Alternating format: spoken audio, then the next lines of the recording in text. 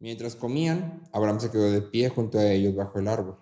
Entonces ellos le dijeron: ¿Dónde está Sara tu mujer? Allí en la tienda, le respondió. Y uno de ellos dijo: Ciertamente volveré a ti por este tiempo del año próximo, y Sara tu mujer tendrá un hijo. Y Sara estaba escuchando a la puerta de la tienda que estaba detrás de él. Abraham y Sara eran ancianos, entrados en años, y a Sara le había cesado ya la costumbre de las mujeres.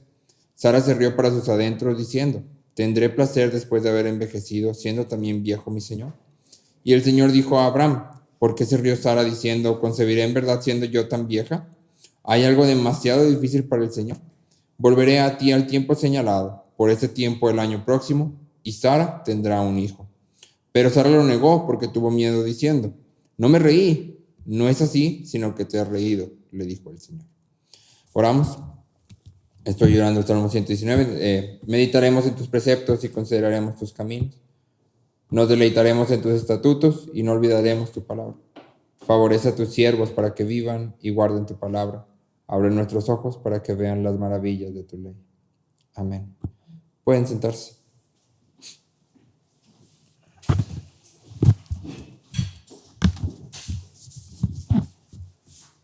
En la porción de hoy, si la leíste con anticipación, te vas a dar cuenta que nuestra historia como que se detiene un poco y nos encontramos una vez más con Dios, viniendo a Abraham para decir lo mismo que ya había dicho antes. ¿Sí? Parece incluso un tanto repetitivo, ¿sí? Porque en realidad no dice nada nuevo. Sin embargo, si lo observamos, hay mucho que tú y yo podemos aprender de Dios y de cómo Él trata con nosotros. Y hay dos preguntas que están en el centro de esta narrativa. Y la primera está en el versículo 14. Y dice: ¿hay algo demasiado difícil para el Señor? ¿Hay algo demasiado difícil para el Señor? Y la segunda está en el versículo 25, que no leímos hoy, pero vamos a leer en las próximas semanas. Y el versículo 25 dice: ¿el juez de toda la tierra no hará justicia? Entonces, en este capítulo básicamente nos encontramos con dos preguntas. ¿Es Dios grande y es Dios bueno? Un predicador dice que madurar como cristiano significa creer genuinamente, estar convencido genuinamente de que Dios es grande y Dios es bueno. Y esas son las dos preguntas que están puestas aquí. Entonces, hoy nos vamos a entrar nada más en la primera mitad y me gustaría nada más notar dos cosas que hay aquí. Número uno, vamos a hablar acerca de una virtud, y número dos, vamos a hablar de un privilegio. Sí. Número uno, una virtud, y número dos, un privilegio. Entonces, primero que nada, me gustaría que notáramos a estos tres hombres que al parecer, si te fijas, según la narrativa, aparecen de la nada. Si se nos dice que Abraham está en el encinar de Mamre, él está sentado a la puerta, y de repente él alza los ojos, que quiere decir que estaba seguramente viendo hacia abajo, con su cabeza inclinada, y cuando alza los ojos, estos hombres ya están frente a él. Entonces, al parecer, estos hombres aparecen de la nada, ¿sí? No sabemos exactamente quiénes son estos visitantes. ¿Quiénes son estos tres? Es un tema que es discutido por los estudiosos bíblicos. Entonces tú y yo nos podemos ir por el camino seguro, y el camino seguro es que podemos afirmar que al menos uno de estos tres es Dios. Al menos uno de estos tres es Dios. Ese es el camino seguro. Es importante mantener en mente la situación de Abraham, porque tú y yo leemos acerca de Abraham y Sara y puede pasar desapercibido. Podemos creer que Abraham y Sara eran simplemente dos señores grandes que estaban viviendo ahí en medio del campo, pero en realidad, por todo lo que ya hemos leído, Abraham y Sara más bien eran como un tipo de reyes. ¿Sí? Si te acuerdas, ya habíamos leído que Abraham había estado entrenando hombres en su casa, ¿te acuerdas? ¿Sí? Lo cual implica que él se estaba preparando como con algún tipo de ejército. Pero además también leímos en ese mismo capítulo, en el capítulo 14, si no mal recuerdo, que Abraham había ido y había vencido al cónclave de los 4 reyes ultra mega poderosos, incluido a Kedorlaomer. Entonces, para este punto, Abraham no es un sujeto cualquiera en medio del desierto. Abraham es una clase de rey, y seguramente ahora sí era alguien reconocido en sus alrededores. Entonces, lo que Abraham hace en este capítulo, eso es lo que es digno que tú y yo notemos. Aunque Abraham siempre es el personaje secundario de su narrativa, Aún así, hay cosas que podemos aprender de él. Y en este capítulo, Abraham modela para nosotros una virtud que se conoce como la hospitalidad. En toda la Biblia, la hospitalidad es una virtud que es exaltada. Si te acuerdas de Job, ¿te acuerdas que Job, Dios describe a Job como un varón? ¿Alguien se acuerda cómo lo escribe? Justo y perfecto, así es, recto.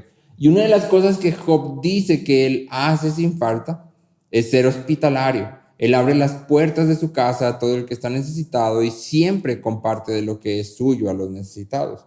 Job es un hombre hospitalario, ¿sí? En Romanos 12, yendo hasta el Nuevo Testamento, Pablo nos llama a amar sin hipocresía, aplicándolos a lo bueno, practicando la hospitalidad. Y la palabra practicando, esa que está ahí antes de hospitalidad, practicando la hospitalidad, literalmente quiere decir persigan la hospitalidad. Literalmente está diciendo persigan la hospitalidad. Luego en 1 de Pedro 4, versículos 8 y 9, leemos: sobre todo sean fervientes en su amor los unos por los otros, pues el amor cubre multitud de pecados. Sean fervientes en su amor, versículo 9, sean hospitalarios los unos para con los otros, sin murmuraciones, o en sentido positivo, con alegría. Sean hospitalarios los unos con los otros, con alegría, con gozo. Entonces, te fijas, por una parte, Pedro nos dice que debemos de ser hospitalarios los unos con los otros y que debemos de hacerlo con alegría. ¿Sí? Y por otro lado, Pablo nos dice que la hospitalidad es algo que debemos de perseguir. Entonces te pregunto, ¿cómo es que yo persigo y soy hospitalario con alegría? Significa que debemos de poner así como un anuncio en Facebook de todo el que no tenga casa y esté pasando por Torreón, véngase a quedar a mi casa. ¿Sí? O debo andar buscando, tú vas de viaje, quédate en mi casa, o tú estás, quédate. Porque generalmente tú y yo interpretamos la hospitalidad como algo que hacemos hacia aquellos que van de paso. O hacemos hacia aquellos que simplemente necesitan un lugar donde quedarse hoy. ¿Sí? O un lugar donde comer hoy. Y ya mañana pues se van a su casa. Y así es como interpretamos la hospitalidad. ¿Sí? La pregunta es, ¿qué es exactamente hospitalidad? En Levítico 19, versículos 33 y 34, Dios dice: cuando un extranjero resida con ustedes en su tierra, no lo maltratarán. El extranjero que resida con ustedes le será como uno nacido entre ustedes, y lo amarás como a ti mismo, porque ustedes fueron extranjeros en la tierra de Egipto. Yo soy el Señor, su Dios. Esto es hospitalidad. Amar al extranjero, que extranjero es aquel que es ajeno a lo que es tuyo, o a tu tierra, o a tu propiedad, aquel que es ajeno a eso, aquel que no pertenece ahí. Amarlo como a ti mismo. Eso es hospitalidad. John Piper, comentando sobre Levítico, dice: el deber de la hospitalidad viene de quien Dios es. Yo soy el Señor su Dios, quien ha hecho un hogar para ustedes y los ha traído aquí con todo mi poder. Por lo tanto, amarás al extraño como a ti mismo. Nuestros valores deben reflejar los valores de Dios. Nuestros valores deben reflejar los valores de Dios. Y entonces la hospitalidad no es simplemente una cuestión de abrir mi casa o abrir las puertas de mi hogar cuando una persona necesita una noche donde quedarse o necesita algo de comer por hoy, sino que la hospitalidad es una disposición de nuestro corazón, que se manifiesta en abrir nuestras vidas y nuestras calles y nuestras casas a aquellos que nos rodean, pero especialmente a aquellos que son parte de la iglesia. Porque si te fijas, Pedro dice: sean hospitalarios unos para con otros. Y Pedro no está insinuando que dentro de la iglesia la gente no tiene casa y entonces pues hay que ser hospitalarios porque no tienen casa, sino más bien está insinuando lo contrario, y es que no necesitas no tener casa para poder disfrutar de la hospitalidad de otro. Puedes tener tu propia casa y de todas formas disfrutar de la hospitalidad de otros. Y de hecho el deber cristiano es que tú y yo persigamos la hospitalidad unos para con los otros. ¿Sí?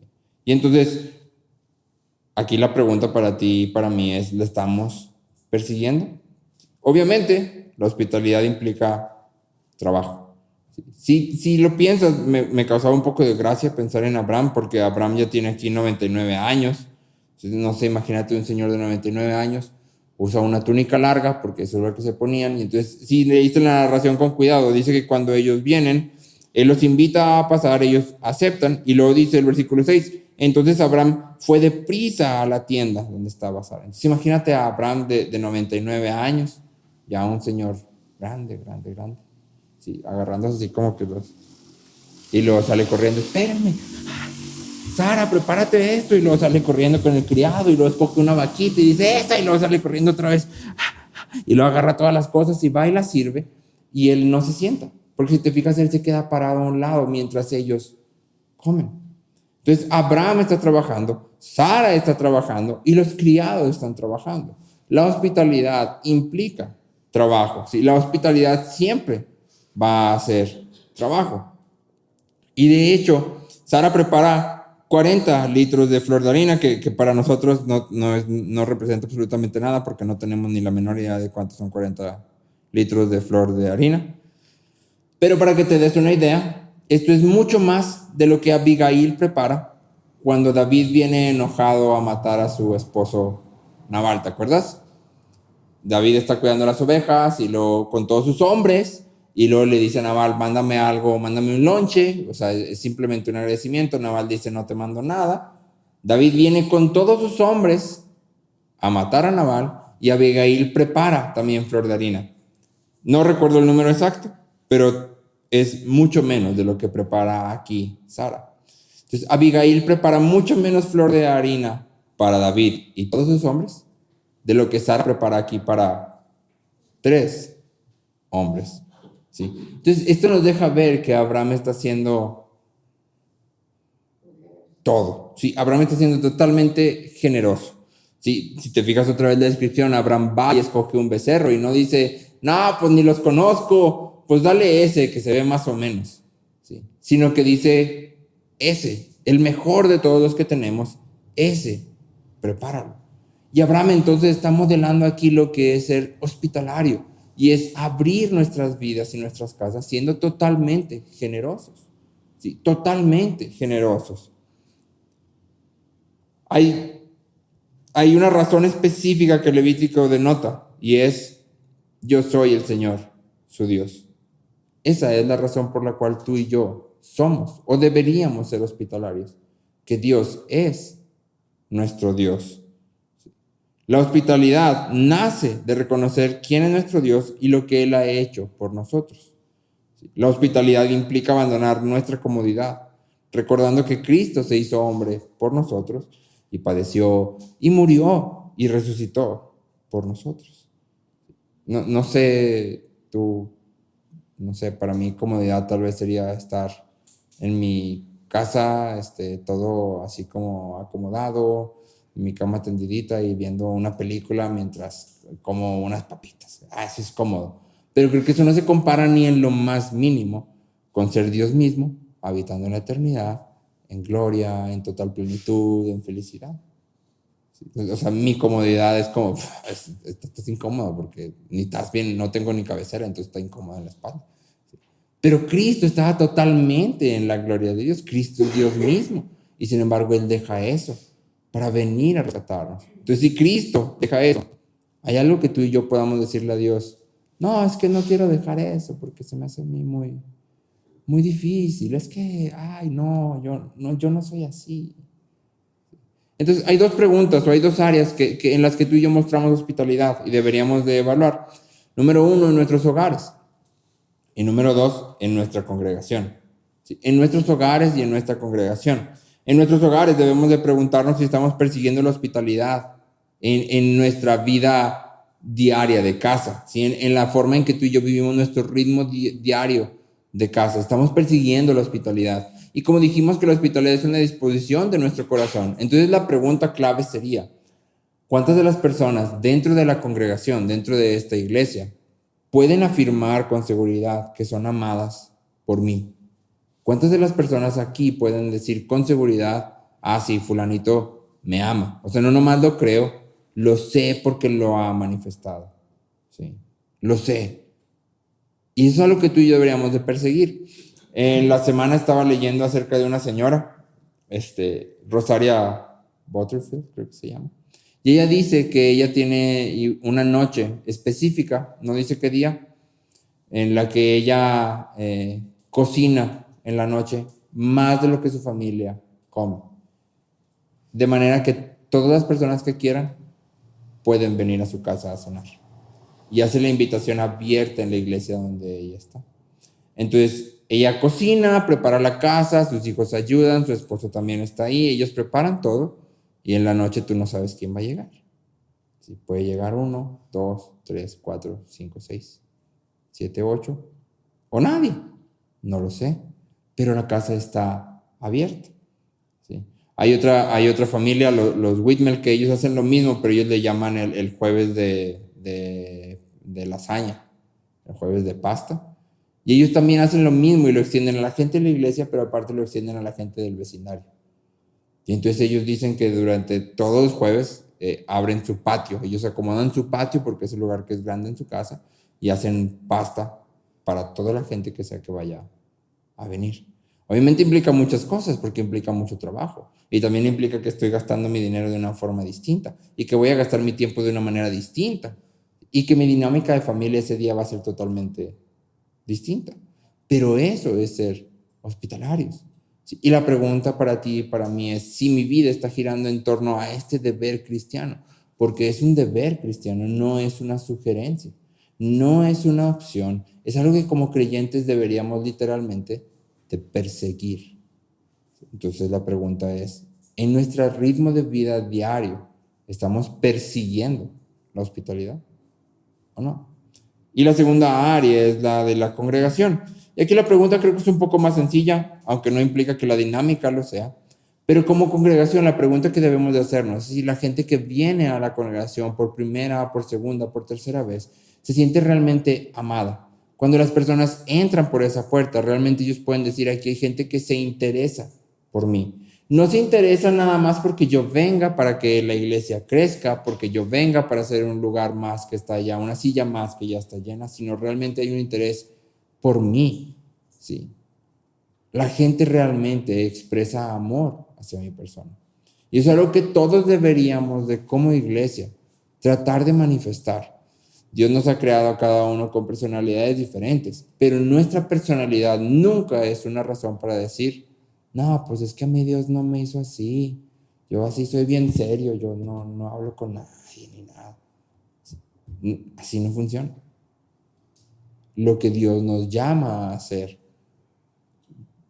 sobrepasa si tu personalidad es o no es. El deber es más que nuestra comodidad. Y entonces la hospitalidad es un deber cristiano.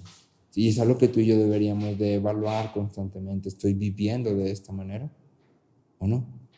¿Sí? Entonces, eso es lo primero. ¿Sí? Abraham modela para nosotros hospitalidad. En segundo lugar, y esto creo que es el grueso del pasaje, me gustaría que notáramos lo que te nombré al principio como un privilegio, porque nos encontramos con algo que es, la verdad, asombroso. Robert Candlish dice, esta es una instancia única de condescendencia, la única instancia de este tipo registrada antes de la encarnación. Aquí Dios personalmente acepta la hospitalidad del patriarca y participa de su comida. Se sienta bajo su árbol y come con él. Entonces, lo que tenemos aquí es una instancia única de condescendencia. ¿Sí?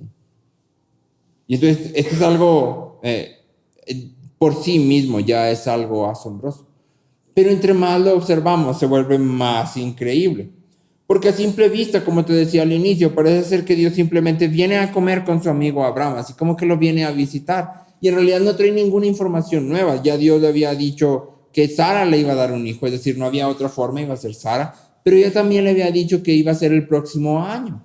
Entonces, en esta interacción entre Dios y Abraham, no hay ninguna información nueva. Y pareciera que entonces Dios simplemente está haciendo una visita casual de amigos. Nomás vengo a comer contigo. Sí, porque eres mi amigo y me caes bien y vengo así a visitarte nomás. Pero en realidad, si tú y yo lo observamos con más atención, nos vamos a dar cuenta de algo mucho, mucho, mucho muy valioso. Si es que se puede decir así, ¿verdad? Te pregunto, ¿a quién viene Dios a visitar en esta ocasión?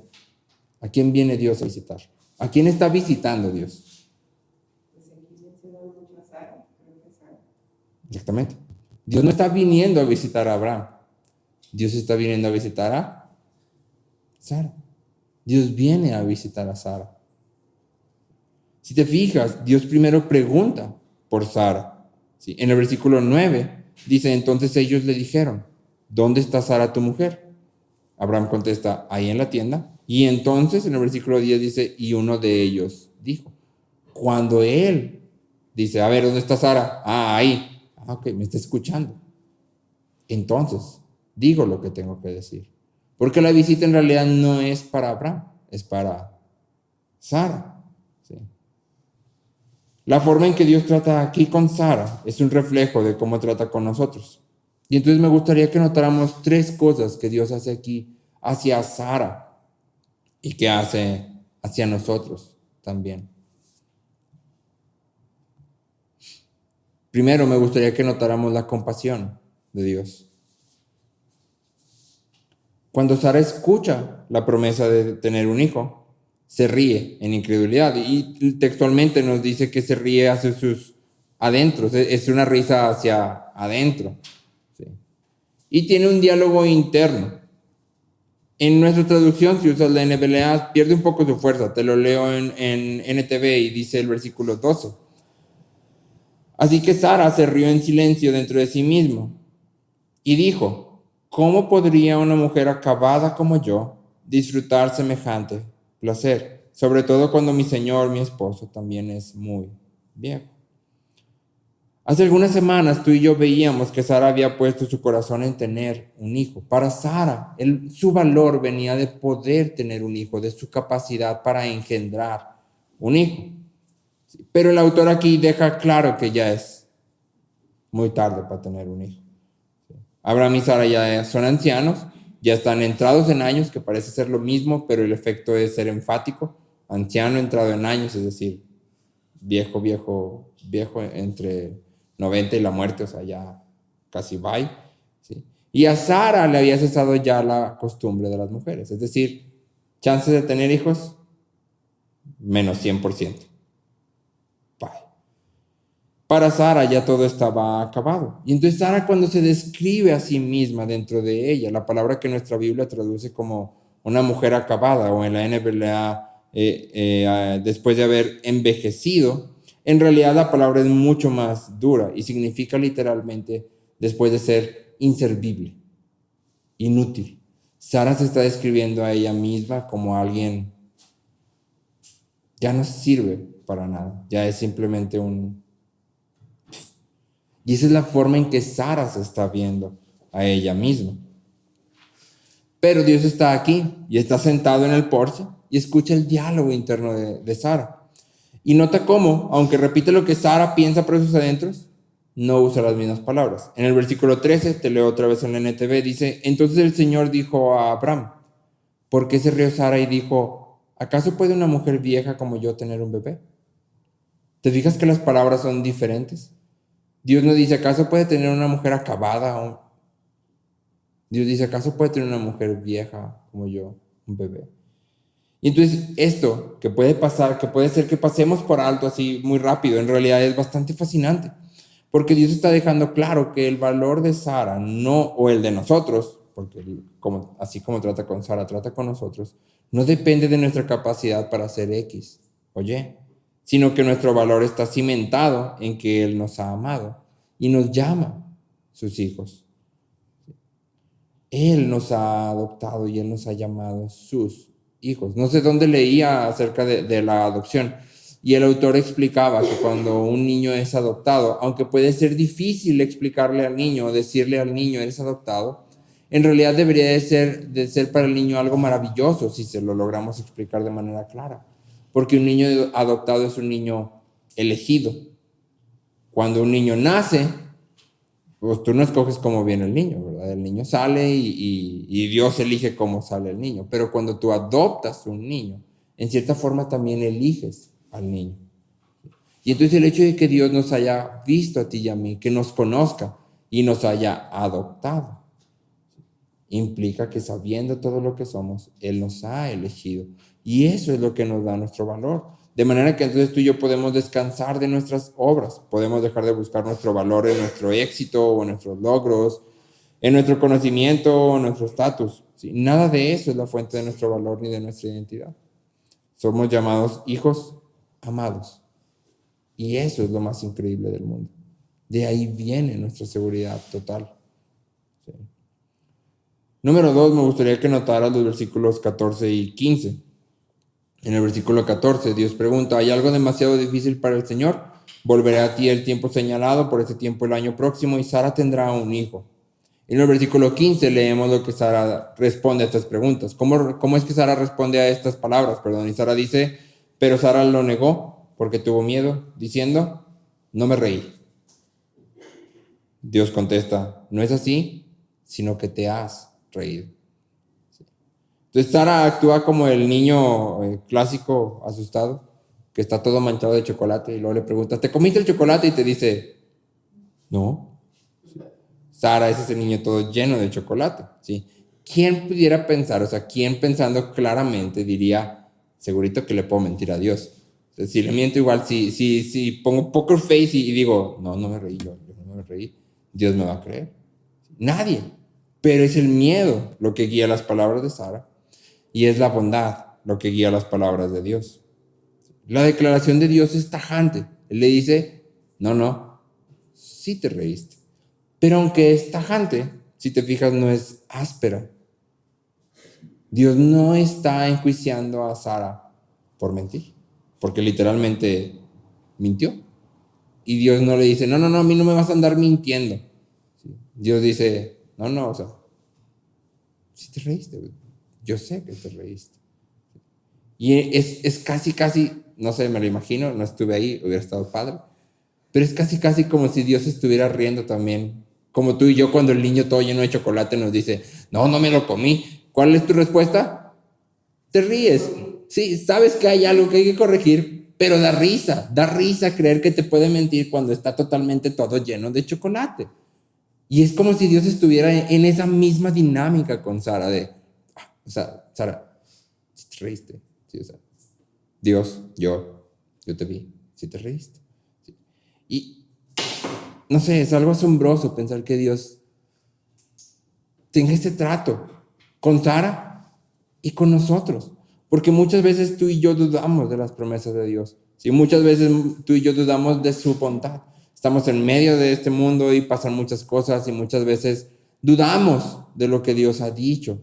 ¿Sí? Dudamos de lo que Dios puede hacer y creemos que es imposible. Justo ayer platicaba con una amiga y ella decía, es que ya me dijeron que ya esto ya es imposible, ya está más allá de lo que Dios puede hacer. Y es como, no, nada está más allá de lo que Dios puede hacer. Pudiera parecernos a nosotros muchas veces que está más allá de lo que Dios pudiera hacer, pero no está más allá. ¿Sí? ¿Y cómo responde Dios a nuestras dudas y a nuestra falta de confianza? Dios nos muestra que podemos tener dudas y podemos traerlas ante Él. Dios muestra que podemos traer toda nuestra incredulidad delante de Él. Incluso Dios nos muestra a través de la palabra que podemos traer nuestras quejas delante de Él. Si podemos derramar nuestros corazones confiados, porque Dios no está ahí como un padre enojado esperando que tú y yo fallemos o que no le creamos para regañarnos, para enjuiciarnos, para gritarnos, para castigarnos. Al contrario, el Salmo 103, versículos 13 y 14, dice, Salmo 103, versículos 13 y 14, como un padre se compadece de sus hijos, así se compadece el Señor de los que le temen, porque Él sabe de qué estamos hechos, se acuerda de que solo somos polvo, se acuerda de que solo somos polvo. Dios sabe de qué estamos hechos. Dios sabe que solo somos polvo y conoce nuestra condición. Y entonces tú y yo podemos venir y podemos decir, Dios, la verdad, esto yo ya lo veo bien lejos. La verdad, no creo que ni siquiera tú lo puedas hacer. No creo. Pero ayúdame. Ayúdame a creer. ¿Sí? O yo sé que tú no sé, has prometido que me vas a salvar, pero la verdad me veo a mí mismo y digo, no, pues, soy insalvable, la verdad, pero bien en el hoyo. Pero sé que tú has prometido. Ayúdame. Entonces, en segundo lugar, vemos que Dios trata con Sara con bondad. Me gusta el versículo de Romanos, que no apunté, que dice, ¿acaso ignoras tú que es la bondad de Dios la que te lleva al arrepentimiento? Es su bondad lo que nos orilla a arrepentirnos, a amarlo, a atesorarlo. Es su bondad. Su bondad es algo que está todo el tiempo delante de nosotros. El problema es que muchas veces lo perdemos de vista. En tercer lugar, y por último, me gustaría que notaras la gracia de Dios al condescender. ¿Qué entiendes por condescender?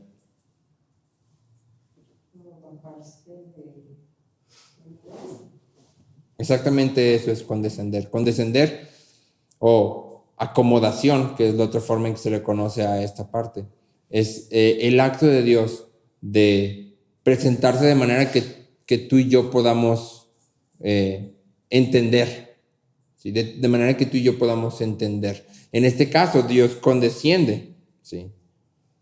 Para venir y hablar con Sara. Sara evidentemente no estaba convencida de la promesa de Dios, a pesar de todas las veces que Dios lo había reafirmado. Sara simplemente no puede creerlo. Sara se considera ella misma, como ya vimos, alguien inservible. Ya se acabó, pues ya, o sea, ya fue, ¿no? Dios se me hace que no va a cumplir lo que dijo. ¿Qué hace Dios? Dios viene y le hace saber que no hay nada demasiado difícil para él. Literalmente que no hay nada demasiado asombroso. ¿Sí? Dios viene en persona y eso en sí mismo es algo asombroso. O sea, imagínate, ahí está Sara, toda incrédula, toda perdida, su corazón está en un lugar en el que no debe de estar. ¿Y qué hace Dios? En vez de decir, no, pues mejor voy a tratar con otra persona que sea más sensible a mi palabra, que sí me crea. En vez de hacer eso, Dios viene como un hombre. Esto es lo que se conoce como una teofanía, es decir, no es que Dios se haya encarnado, sino que de alguna forma, que la Biblia no explica y nosotros no sabemos, Dios toma como una forma de hombre, se hace ver como un hombre y se sienta en medio del calor y come y habla. Y el único propósito de Dios al hacer esto es reafirmar la fe de Sara y la nuestra. De hecho, ni reafirmarla, porque al parecer Sara no tenía nada de fe. Sí. Más bien, introducir fe en el corazón de Sara. Y al mismo tiempo introducir fe en el tuyo y en el mío. ¿Sí? Dios viene para infundir fe. Y si tú y yo avanzamos tan solo un poquitito más en la historia bíblica, nos encontramos con una escena similar, pero con un pequeño giro inesperado. En Juan 21, versículos 9 y 12, Juan 21, versículos 9 y 12, leemos: cuando bajaron a tierra, es decir, los discípulos, cuando bajan a tierra, están los discípulos en medio del mar con su barca y luego bajan a tierra y dice, vieron brasas ya puestas y un pescado colocado sobre ellas y pan. Jesús les dijo, vengan y desayunen. Imagínate eso. Imagínate eso, Jesús resucitado, porque ya resucitó, con un cuerpo glorificado, prendiendo el carbón. Literalmente prendiendo el carbón. Agarrando un pez, abriéndolo, sacándole las tripas, limpiándolo y luego echándolo a las brasas. Preparando el panecito así por un lado. Y luego vienen los discípulos y les dice, ven hijo, siéntese a desayunar conmigo. Imagínate eso.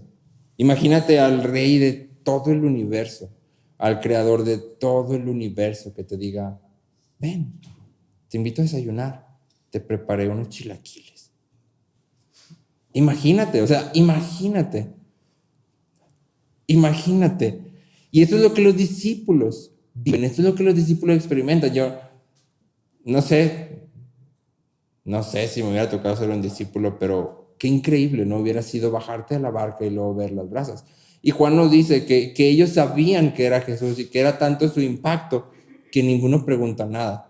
Se sientan ahí y están con él Y ninguno dice nada. Es como, no puedo creer que estés aquí.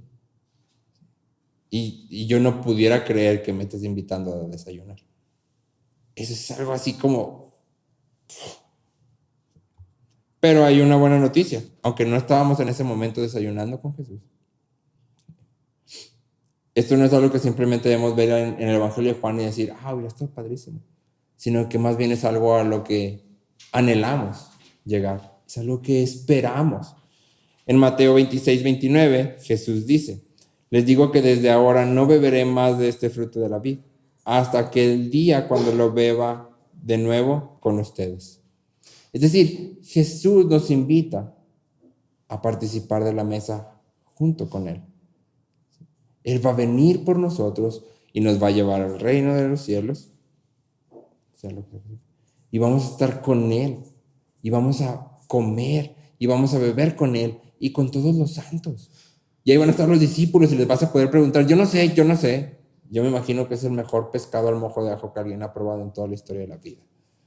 De toda la historia de la humanidad. Y les vas a poder preguntar, ¿no? ¿A qué supo? ¿Cómo estaba? ¿Qué se sintió bajarte de la barca y verlo? Y al mismo tiempo vamos a estar experimentando tú y yo algo increíblemente glorioso, estar ahí junto con Él y comer y beber junto con Él. Te dije que íbamos a ver dos cosas, una virtud y un privilegio. Y el privilegio es que Dios en Cristo ha condescendido. Es decir, ha tomado forma de hombre y ha hecho todo lo que tú y yo no podemos hacer. Y ha muerto para pagar por nuestros pecados, y ha resucitado, y ha ascendido a la diestra del Padre, y ha prometido volver por nosotros. ¿Para qué? Para que estemos junto con Él. Para que junto con Él comamos y bebamos. Para que junto con Él pasemos toda la eternidad disfrutando de su presencia y de la presencia de unos y otros que estamos aquí reunidos en su nombre. Para que no pasemos la eternidad perdidos en el sufrimiento y en el dolor, bajo la ira de Dios, sino que pasamos la eternidad con Él, en plenitud y felicidad. Y no existe ningún otro privilegio más grande que ese. Nuestra seguridad está puesta en que así como Dios condescendió para venir con Sara, Él ha condescendido en Cristo para salvarnos. ¿Sí? Él viene y pone en nosotros fe. Él viene y sustenta nuestra fe. Él nos guarda. Él nos ha invitado a su mesa y Él nos va a llevar a su mesa. No es una invitación que tú y yo tenemos, tengo que llegar hasta el cielo. No. Él nos ha invitado y Él nos manda el Uber. Él viene por nosotros. Él nos va a llevar ahí. Y ese es el mayor privilegio que tú y yo podemos tener en toda la vida para siempre.